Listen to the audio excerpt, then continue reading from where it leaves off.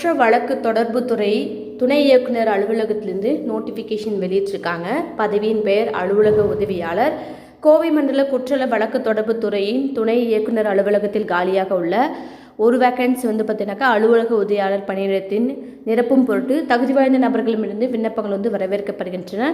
விண்ணப்பிக்கிறதுக்கான கடைசி தேதி 27/8/2024 அன்று மாலை 5:45 உங்கள் விண்ணப்பங்களை பூர்த்தி செய்து நீங்கள் சென்ட் பண்ணுற மாதிரி இருக்கும். ஸோ குவாலிஃபிகேஷன் பார்க்கலாம். அலுவலக உதவியாளர் பணியின் தன்மை எப்படி இருக்குன்னு பார்த்தீங்கன்னா, அரசு விதிமுறைகளின்படி கோவை மண்டல குற்ற வழக்கு தொடர்பு துணை இயக்குனர் அலுவலகத்தின் துணை இயக்குனர் அவர்களுக்கும் அலுவலர்களுக்கும் அடிப்படை பணிகளை மேற்கொள்வதில் உதவி செய்தல், அலுவலக நடைமுறை பணிகளில் உதவிடுதல் போன்ற ஒர்க்கு தான் உங்களுக்கு இருக்கும். ஸோ மாத சம்பளம் பார்த்தீங்கன்னாக்கா 15,700 ஸ்டார்டிங் சேலரி. படிநிலை கூட 58,100 உங்களுக்கு கிடைக்கும். குறைந்தபட்ச வயது வரம்பு 18, அதிகபட்ச வயது வரம்பு ஜெனரல் கேட்டகரிக்கு 32, BC, MBC, BCM and D கேட்டகரியில் இருக்கீங்க அப்படின்னா 34 வயதுக்குள்ளே இருக்கணும். எஸ்சி எஸ்டி கேண்டிடேட்க்கு 37 வயதுக்குள்ளே இருக்கணும். காலி பணியிடம் பார்த்தீங்கன்னாக்கா ஒரு வேக்கன்சி.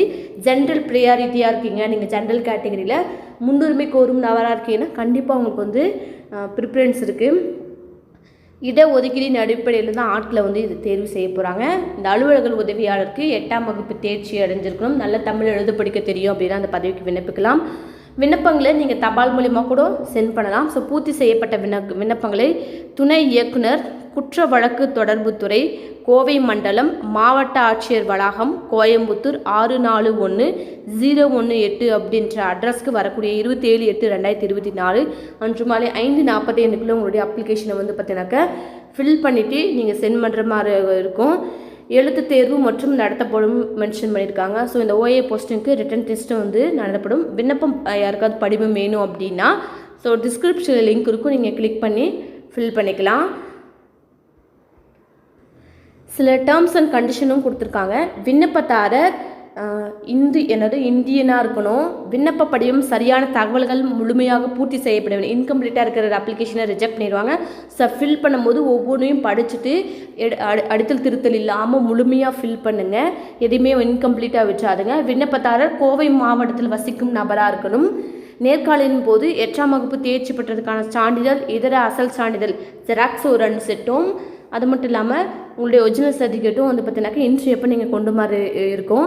அதாவது மார்க் ஷீட்ஸு, வயது, இனம், இதர சான்றிதழ் நகல்கள்லையும் கூட எடுத்துகிட்டு வரணும் நீங்கள். ஓகேங்க. ஃபோட்டோஸும் கூட மறக்காமல் எடுத்துகிட்டு போயிருங்க. நேர்காணலுக்கு அழைப்பு விளிக்கப்படும் அந்த விண்ணப்பதாரர் பயணப்படி எந்த ஒரு இதுவும் கொடுக்க மாட்டாங்க, பணம் கொடுக்க மாட்டாங்க. இன்டர்வியூக்கு கால் லெட்டர் வரும்போது உங்களுக்கு எந்த செலவுக்கும் கொடுப்பாங்க. உங்களுடைய சொந்த செலவு தான் நீங்கள் இன்டர்வியூ அட்டன் பண்ணுற மாதிரி இருக்கும். பூர்த்தி செய்யப்பட்ட விண்ணப்பங்கள் பதிவு தபால் ஸ்பீட் போஸ்ட் மூலிமா கொடுக்கலாம், அல்லது அலுவலகத்தை நேரில் கூட நீங்கள் போய் கொண்டு கொடுக்கலாம்.